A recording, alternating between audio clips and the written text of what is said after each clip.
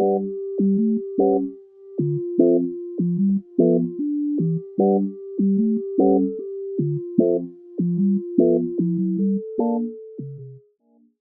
semuanya, pada chapter 7 ini kami akan membahas tentang planning and goal setting. Nah, materi pertama adalah goal setting and planning overview. Dalam manajemen terdapat 3 istilah yang saling berkaitan, yaitu goal, plan, and planning.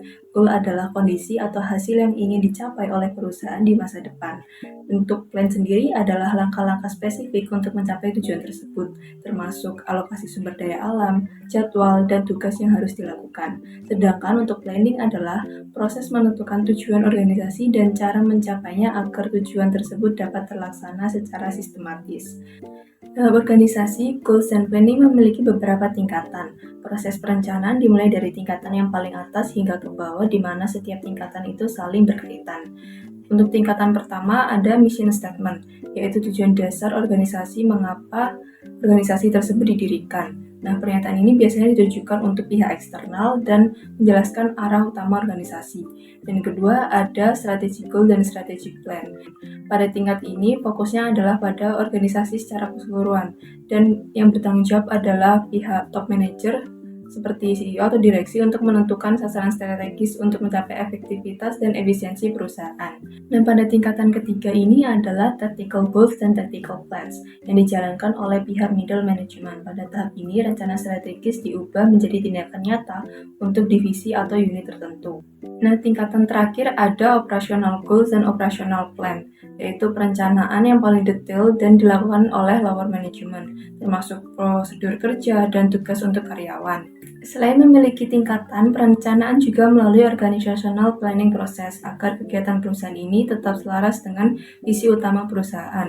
Tahap pertama adalah develop the plan, yaitu menentukan misi dan tujuan strategis organisasi. Dan yang kedua adalah translate the plan, yaitu menyusun sasaran taktis, strategi, dan rencana cadangan. Dan yang ketiga yaitu pada tahap plan operation, yaitu membuat rencana kerja yang lebih detail dan menetapkan indikator keberhasilan. Yang keempat yaitu tahap execute the plan, yaitu melaksanakan rencana menggunakan sistem seperti MBO atau pengukuran kinerja. Dan yang kelima atau tahap terakhir adalah monitor and learn, yaitu menentukan evaluasi dan agar organisasi ini dapat memperbaiki rencana di masa depan. Baik, selanjutnya adalah goal setting in organization. Goal setting merupakan bagian penting dalam perencanaan manajemen dalam suatu organisasi. Proses ini biasanya dimulai dari misi organisasi terlebih dahulu, yaitu pernyataan mengenai alasan utama berdirinya organisasi serta nilai-nilai yang menjadi dasar kegiatan tersebut. Penetapan tujuan itu terbentuk melalui proses sosial yang melibatkan para manajer. Perbedaan pandangan sering muncul sehingga diperlukan diskusi dan negosiasi untuk menentukan arah yang paling penting. Proses ini dikenal sebagai Manager's Shop Talk. Dalam manajemen terdapat 3 tingkatan sasaran.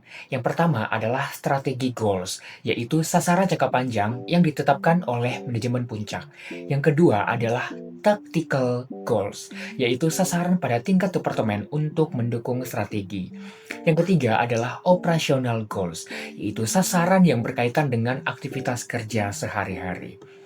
Agar semua sasaran ini berjalan dengan selaras, organisasi dapat menentukan strategi map, yaitu alat yang menggambarkan hubungan antara sasaran secara visual. Nah, strategi map ini memiliki 4 perspektif utama. Yang pertama adalah learning and growth, internal process, customer service, and financial performance yang saling mendukung pencapaian kinerja organisasi. Oke, kita akan membahas tentang operational planning. Apa sih operational planning itu? Jadi dalam perusahaan, manajer itu biasanya menggunakan operational planning ini untuk menentukan hari ini kita mau ngapain, apa yang ingin kita raih, apa yang ingin kita goals achieve untuk hari ini. Sehingga tim-tim yang ada, sumber daya yang ada itu nggak berantakan dan bisa diatur secara efisien. Manajer biasanya menggunakan ini kriteria for effective goals. Jadi biar target itu enggak cuma jadi wacana, harus ada tujuannya yang jelas. Nah, yang pertama itu bisa menggunakan cara spesifik dan terukur. Misalnya 1 bulan ini kita harus achieve 100 juta omsetnya. Lalu Yang kedua ada deadline-nya, kapan ya, 1 bulan ini. Terus yang ketiga fokus ke poin yang penting, apa aja yang bisa ditingkatin, mungkin dari sisi marketing atau penjualannya. Terus yang keempat adalah menantang tapi masuk akal. Kenapa? Karena kalau terlalu rendah itu nanti bikin males, kalau terlalu tinggi nanti bisa stres. Terus yang terakhir ada imbalannya. Nah, kalau achieve ya pasti harus ada imbalannya, apa yang bisa didapat. Lalu ada manajemen by objective. Jadi metode ini tuh aslinya dikenalkan oleh Peter Drucker ya tahun 1954, tapi masih hit sampai sekarang. Jadi ini ada tips. Yang pertama itu set goals. Jadi para manajer berdiskusi, kita goalsnya apa, perusahaan ini mau kemana. Terus yang kedua bikin action plan, apa yang harus dilakukan supaya target itu nyampe. Terus yang ketiga cek progress, ya harus 1 tahun, mungkin bisa 3 bulan atau sebulan sekali. Terus 4 evaluasi di akhir, apakah proyek ini berhasil atau tidak. Lalu juga ada single use and standing plan. Jadi manajer itu punya 2 cara. Yang pertama ya single use plan, ini rencana sekali pakai, biasanya digunakan untuk kejadian-kejadian unik. Contohnya mungkin mau pindah gedung baru, itu proyek yang gede. Kalau yang lebih simpel ya mungkin renovasi ruangan dan lain sebagainya. Itu jadi rencana ini cuma sekali pakai. Lalu yang kedua ada standing plans atau rencana tetap, seperti mungkin bagaimana kita melayani customer, bagaimana kita merefund barang, bagaimana kita membuat suatu produk dan lain sebagainya. Selanjutnya, saya akan membahas materi mengenai benefit and limitation of planning serta planning for a turbulent environment. Dalam organisasi, planning itu penting karena membantu memberikan arahan yang jelas bagi perusahaan dan karyawan. Ketika tujuan sudah ditentukan, karyawan jadi lebih termotivasi karena mereka tahu apa yang harus dicapai. Selain itu, planning juga membantu manajer dalam mengalokasikan sumber daya seperti uang, tenaga kerja, dan waktu supaya semuanya bisa digunakan lebih efektif. Perencanaan juga berfungsi sebagai panduan tindakan, artinya organisasi itu tahu langkah apa yang harus dilakukan untuk mencapai tujuan yang sudah ditetapkan. Selain itu, tujuan yang dibuat dalam planning bisa menjadi standar dalam menilai kerja. Manajer bisa menilai apakah organisasi sudah berjalan sesuai rencana atau belum. Tetapi di sisi lain, planning juga punya limitation atau keterbatasan. Salah satunya adalah planning bisa membuat manajer itu merasa yakin terhadap masa depan, padahal itu tidak bisa diprediksi, dan rencana yang terlalu kaku itu bisa membuat organisasi sulit beradaptasi ketika lingkungan bisnis berubah. Bahkan terlalu fokus pada rencana yang sudah ada itu menghambat kreativitas dan ide baru dari karyawan. Karena lingkungan bisnis sekarang itu cenderung cepat berubah atau sering disebut turbulent environment, manajer itu perlu menggunakan pendekatan planning yang lebih fleksibel. Ada 3 pendekatan utama yang bisa digunakan. Yang pertama adalah contingency planning, yaitu membuat rencana cadangan jika terjadi situasi yang tidak terduga, misalnya penurunan penjualan atau perubahan kondisi pasar. Yang kedua adalah scenario building, yaitu membayangkan berbagai kemungkinan kondisi di masa depan, baik yang baik maupun yang buruk, supaya organisasi itu bisa lebih sigap pada perubahan. Yang ketiga adalah crisis planning, yaitu perencanaan khusus untuk menghadapi krisis situasi dalam organisasi seperti bencana alam, kecelakaan industri, atau produk gagal. Jadi kesimpulannya, planning itu memang sangat penting dalam manajemen, tapi manajer juga tetap harus fleksibel dan sigap dalam menghadapi perubahan lingkungan yang sudah pasti itu tidak bisa kita prediksi. Oke, yang akan kita bahas selanjutnya adalah innovative approach to planning. Apa sih itu? Innovative approach to planning merupakan pendekatan baru dalam perencanaan organisasi yang menyesuaikan perubahan lingkungan bisnis yang tentunya berubah dengan sangat cepat. Pendekatan ini tidak hanya dilakukan oleh manajer puncak, melainkan seluruh manajer dari berbagai divisi dan tentunya karyawannya juga. Dengan keterlibatan banyak pihak, organisasi akan menghasilkan ide yang lebih kreatif dan juga hasil yang lebih efektif. Nah, dalam pendekatan ini terdapat 3 metode yang dapat digunakan. Yang pertama adalah set stretch goal for excellence, metode yang menetapkan tujuan yang sangat menantang agar memicu karyawan untuk terus berinovasi dan meningkatkan kinerja mereka.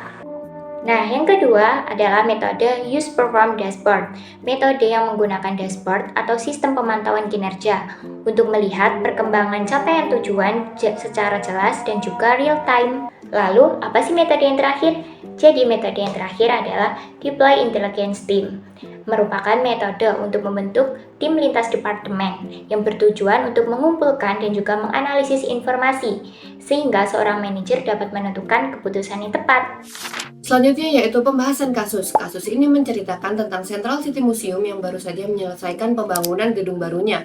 Lokasinya berada tepat di sebelah kampus sebuah universitas swasta. Pembangunan gedung ini didanai oleh para donatur lokal yang dermawan. Sementara itu, universitas menyediakan lahan dan bersedia menanggung biaya operasional museum setiap tahun. Sebagai gantinya, museum diharapkan dapat menjadi sumber pembelajaran bagi mahasiswa universitas tersebut. Guna mengetahui arah dan tujuan museum di masa depan, berikut adalah hasil wawancaranya. Salah satu donatur berharap museum dapat menjadi sumber edukasi bagi masyarakat luas, terutama anak-anak sekolah di daerah sekitar yang jarang memiliki kesempatan melihat pameran seni. Ia juga menekankan bahwa museum sebaiknya tidak bersifat elit, tetapi lebih terbuka bagi masyarakat lokal. Di sisi lain, seorang administrator universitas berpendapat bahwa museum sebaiknya menampilkan pameran seni kontemporer yang menarik agar dapat menarik minat mahasiswa dan masyarakat umum. Ia juga menyarankan agar museum menghadirkan pameran keliling dan dari museum besar agar lebih efisien dari segi biaya. Sementara itu, Kepala Departemen Sejarah Seni melihat museum sebagai peluang untuk mendukung kegiatan akademik universitas. Menurutnya, museum dapat dimanfaatkan sebagai sarana pembelajaran bagi mahasiswa dari berbagai jurusan. Namun, ada juga dosen sejarah seni yang berpendapat bahwa museum sebaiknya fokus pada pendidikan PhD dan penelitian akademik agar dapat meningkatkan reputasi universitas secara nasional. Dari kasus ini dapat kita identifikasi masalahnya, yaitu pertama, perbedaan tujuan antara stakeholder. Yang kedua, tidak adanya mission museum yang jelas. Ketiga, konflik antara fungsi sosial masyarakat, fungsi pendidikan universitas, fungsi akademik penelitian, serta keterbatasan sumber daya museum, yang kemudian akan kita bahas dalam pembahasan pertanyaan selanjutnya. Oke teman-teman, di sini saya akan menjawab 3 pertanyaan dari case yang sudah tersedia di buku ini. Yang pertama itu adalah tujuan atau misi apa yang untuk Museum Central City yang secara pribadi Anda sukai, dan sebagai direktur apakah Anda akan menerapkannya ini ke organisasinya. Nah, jawaban saya secara pribadi, saya mungkin lebih menyukai misi edukasi sosial bagi masyarakat luas. Namun sebagai direktur, apakah saya akan memaksakan arah atau pandangan tersebut? Jawabannya tidak. Kita belajar bahwa manajer yang profesional itu tidak boleh mengutamakan ego atau preferensi pribadinya di atas kepentingan organisasi. Nah, jika saya memaksakan kehendak ini, misalnya hanya fokus pada masyarakat dan mengabaikan PhD, saya beresiko kehilangan dukungan dari pihak universitas yang membayar saya biaya operasional harian. Sebagai direktur, tugas saya adalah menjalankan mandat organisasi, bukan mandat pribadi. Lalu ke pertanyaan yang kedua, yaitu adalah bagaimana Anda akan menyelesaikan konflik yang mendasari di antara pemangku kepentingan atau stakeholders dan tujuan museum. Tindakan apa yang akan Anda lakukan? Nah, jadi di sini saya akan melakukan 3 tindakan utama. Yang pertama itu adalah membentuk komite perumusan misi atau mission formulation. Saya akan mengumpulkan perwakilan dari 4 pihak, yaitu donor, admin universitas, kepala departemen, dan dosen peneliti. Tindakan kedua itu adalah menerapkan perencanaan kontingensi dan kompromi atau coalition building. Nah, tindakan yang ketiga yaitu adalah mengaitkan tujuan dengan keterbatasan sumber daya. Saya akan meminta setiap pihak untuk membuat skala prioritas mereka masing-masing. Oke, pertanyaan terakhir yaitu ketiga. Apakah menurut Anda membangun koalisi dan menyelesaikan perbedaan pemangku kepentingan dalam preferensi tujuan merupakan bagian penting dari pekerjaan seorang manajer? Menurut saya hal itu sangat penting. Hal tersebut merupakan inti dari eksekusi strategi. Mengapa? Yang pertama yaitu karena ketergantungan sumber daya atau resource dependence. Yang kedua yaitu adalah menciptakan komitmen atau buy-in. Rencana terbaik di dunia tidak akan berhasil jika orang-orang yang harus menjalankannya itu tidak setuju dengan rencana tersebut. Mungkin sekian pemaparan materi dan juga case dari kelompok kami. Apabila ada kurang lebihnya kami mohon maaf. Terima kasih.